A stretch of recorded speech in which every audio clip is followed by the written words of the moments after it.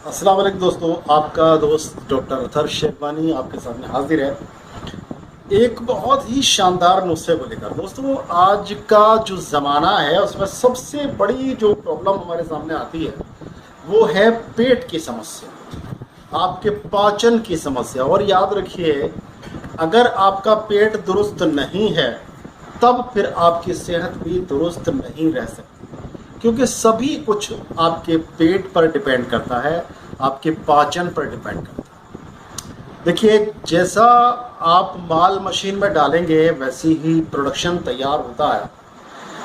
तो आप जो आजकल खा रहे हो वो क्या चीज़ खा रहे हो ये आपको ध्यान होना चाहिए। आपको सबको मालूम है कि हम जो चीज़ खा रहे हैं कितनी ज़्यादा इम्प्योर है। जो भी चीज़ें हम खा रहे हैं, चाहे वो दूध हो, चाहे वो दही हो, चाहे वो अनाज हो, चाहे वो दालें हो, चाहे वो कुछ भी हो, किसी भी तरह के, चाहे वो तेल वगैरह कुछ भी हो, सभी चीज़ें इम्प्योर हैं, सभी चीज़ें मिलावटी हैं, हाइब्रिड है, केमिकल से तैयार की गई हैं। कहीं ऑक्सीटोसिन वगैरह जैसे इंजेक्शन उनके अंदर लगाए जाते हैं और वो सब्जियां आपको खिलाई जाती हैं। आज तक हरी सब्जियों की तारीफ आपने सबने सुनी होगी कि हरी सब्जियां खाइए, और हरी सब्जियों के अंदर विटामिन हैं, मिनरल्स हैं, ये है वो है। लेकिन आज की हरी सब्जियां जो तैयार की जा रही हैं, तो आपको पता होगा कि किस किस तरह के केमिकल्स उसमें डाले जा रहे हैं। यहाँ तक के इंजेक्शंस वगैरह उन बेलों के अंदर लगाए जाते हैं, उन पेड़ों के अंदर, पौधों के अंदर लगाए जाते हैं, जिनसे वो सब्जियां आपको हासिल होती हैं। न टमाटर, न लौकी, न तोरी, न कद्दू, कोई चीज़ आपको असली और सही नहीं मिल पा रही है। सब का ही केमिकलाइजेशन किया गया है और किया जा रहा है ज़्यादा फसल कमाने के लिए। फिर इंसान का हाल चाहे जैसा भी हो, तो इन परेशानियों से जब हम जूझ रहे हैं, और हम अक्सर भीड़ हमारी पूरी एक डॉक्टर्स के पास होती है और डॉक्टर से ही शिकायत करते हैं, डॉक्टर साहब हमारा पाचन सही नहीं है, डॉक्टर साहब हमारा जो है भूख नहीं लगती है, और हमें टॉयलेट ठीक नहीं होता है, ये है वो है। तमाम तरह की जो कंप्लेंट्स होती हैं वो पेट को लेकर होती हैं। फिर आगे अगर बढ़ जाइए तो सारी कंप्लेंट्स जो हो रही हैं कि हमें अर्थराइटिस हो गया है, हमें थायराइड हो गया है, हमारे ब्लड में जो है वो इन्फेक्शन हो गया है, और फेफड़ों में इन्फेक्शन हो गया है। ये सब कहाँ से शुरू हो रहा है? ये सब आपके पेट से शुरू हो रहा है। तो दोस्तों, कोई तो चीज़ हमें ऐसी चाहिए जो हम ये सब कुछ खा रहे हैं इससे बच तो नहीं सकते। अगर कभी हम बहुत ज़्यादा जागरूक होकर सोचते हैं कि भाई हम ये चीज़ ख़राब है ये नहीं खाएंगे, ये चीज़ ख़राब है ये नहीं खाएंगे, वो चीज़ ख़राब है वो नहीं खाएंगे, तो हम क्या नहीं खाएंगे, हम फिर खाएंगे क्या? सबसे बड़ा सवाल ये पैदा होता है, क्योंकि सभी चीज़ें तो गड़बड़ है। तो कोई ऐसी चीज़ हो, कोई ऐसी दवा हो जो इन सारी चीज़ों के खाते हुए हम उस दवा को अगर इस्तेमाल कर लें तो हमारी ये प्रॉब्लम दूर हो जाए, हमारे पाचन संबंधी कोई प्रॉब्लम ना बने, पेट संबंधी कोई प्रॉब्लम ना बने, खाना सही से पच जाए। उसके लिए ये नुस्खा आज का बहुत ज़बरदस्त नुस्खा है, जिसका नाम है हब्बे मदार पपीते वाली। हब्बे मदार पपीते वाली, जी हाँ, इसका नुस्खा मैं आपको दे रहा हूँ। बड़ा ही ज़बरदस्त नुस्खा है। इसको आप तैयार करके इस्तेमाल कर सकते हैं, और जिनसे ना बनाया जाए वो हमसे मंगा सकते हैं, ठीक है। तो ज़ाहिर है मैं यही बात कहता हूँ कि भाई अगर जो नहीं बना सकते वो यहाँ पर मजबूर हो जाते हैं, भाई क्या आप तो ये बना ही नहीं सकते, नुस्खा तो बहुत अच्छा है, लाजवाब है, लेकिन बना नहीं सकते, तो फिर हम किस तरह से क्या करें? तो चुपचाप होकर घर बैठ जाओ, जो कुछ हो रहा है हमारे साथ होने दो। नहीं, ऐसी सूरत में आप चाहें तो वो हमसे मंगा सकते हैं, हम आपको नंबर दे देंगे। तो आप उस नंबर पर जो आपका नंबर स्क्रीन पर फ्लैश हो रहा है, उस नंबर पर आप कॉल करके हमसे ये दवा मंगा भी सकते हैं। तो सबसे पहले सुन लीजिए उस मेडिसिन को बनाने का तरीका, जिसका नाम है अब्बे मदार पपीते वाली। तो देखिए, आइए नुस्खे की तरफ चलते हैं। नुस्खे में कौन कौन से इंग्रेडिएंट्स हैं, इसको ध्यान से सुनिए, समाअत फरमाइए। सबसे जो पहली चीज़ है वो है हमारी गुले मदार। अब समस्या शायद ये आ रही है, गुले मदार होती क्या चीज़ है? तो देखिए, गुले मदार मैं आपको यहाँ पर दिखा रहा हूँ, ये गुले मदार होता है, और इसको आँख भी कहा जाता है, और इसके फूल उतरते हैं इस पर, और एक आम की तरह से फल उतरता है।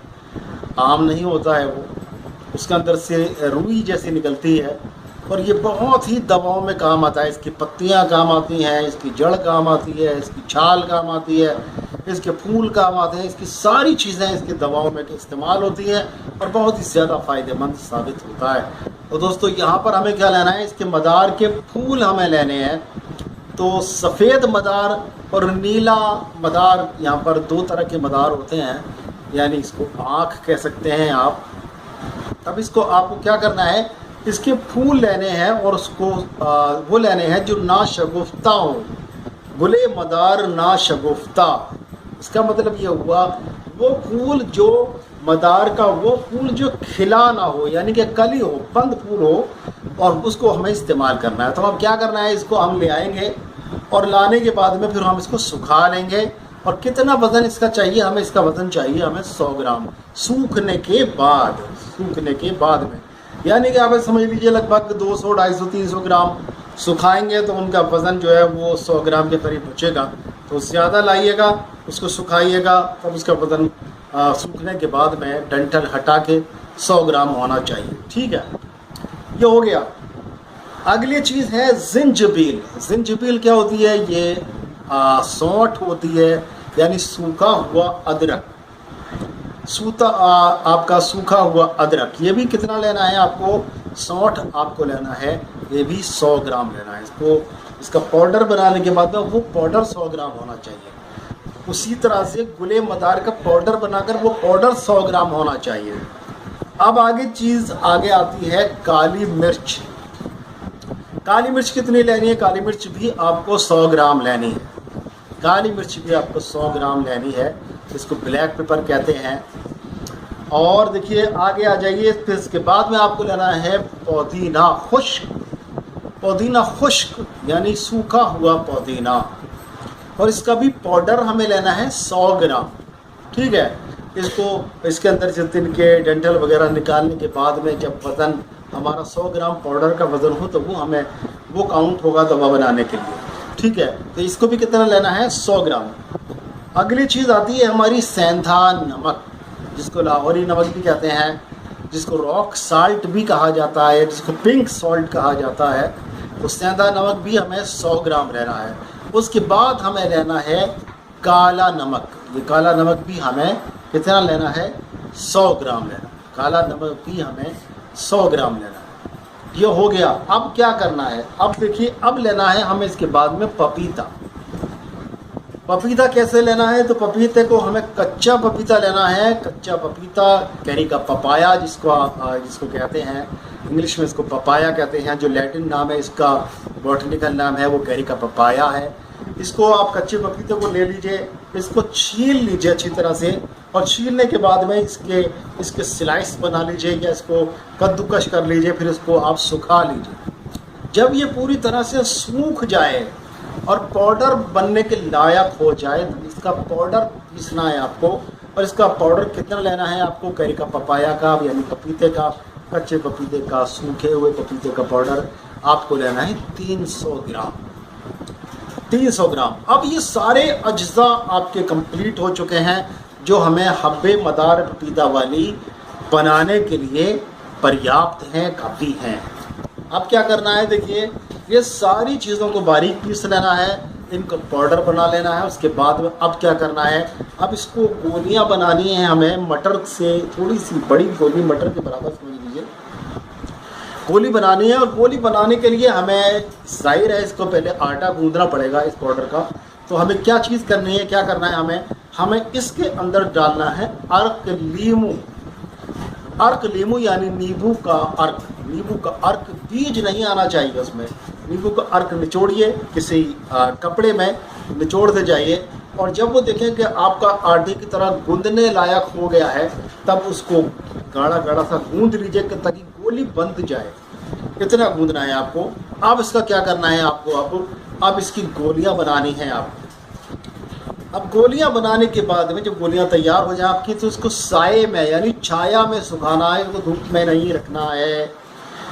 अब ये गोलियां आपकी हो गई तैयार। अब इसका इस्तेमाल का नंबर आया। इसके मैं फ़वाइद बताऊंगा, ये कौन कौन से फ़ायदे इसके होंगे खाने से।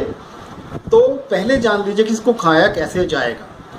तो खाया कैसे जाएगा, देखिए इसमें आप एक गोली खाना खाने के बाद में आप ले लीजिए। अगर आप 14-15 साल की एज है, आपकी 10 साल की एज है, तो आप उसको ले लीजिए इतना। और अगर आप फिर एडल्ट हैं, बड़े हैं, तो फिर आप उसकी 2 गोलियां भी ले सकते हैं। यानी 1 से लेकर 2 गोलियां आप उसको खा सकते हैं खाना खाने के बाद में, सादा पानी से। अब आ जाइए इसके फ़वाइद पर, इसके फ़ायदे क्या क्या होंगे।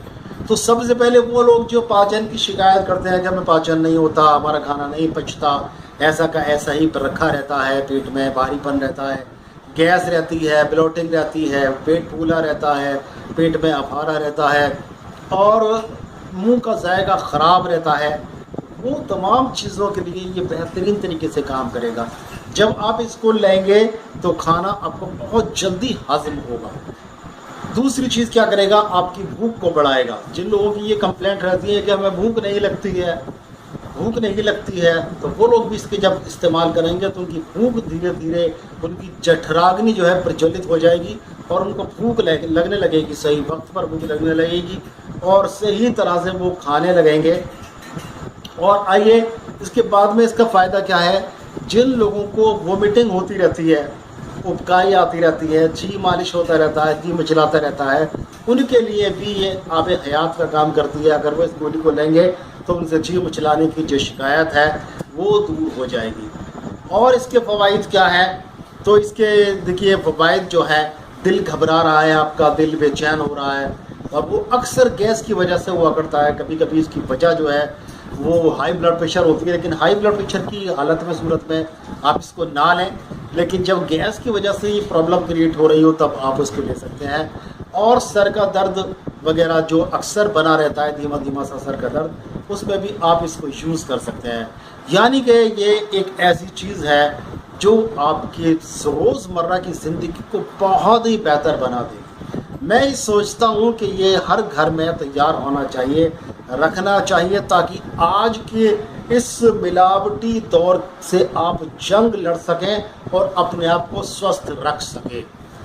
तो इसको ज़रूर बनाइएगा और जो लोग नहीं बना सकते हैं वो हमसे मंगा भी सकते हैं, नंबर यहाँ पर दिया जा रहा है।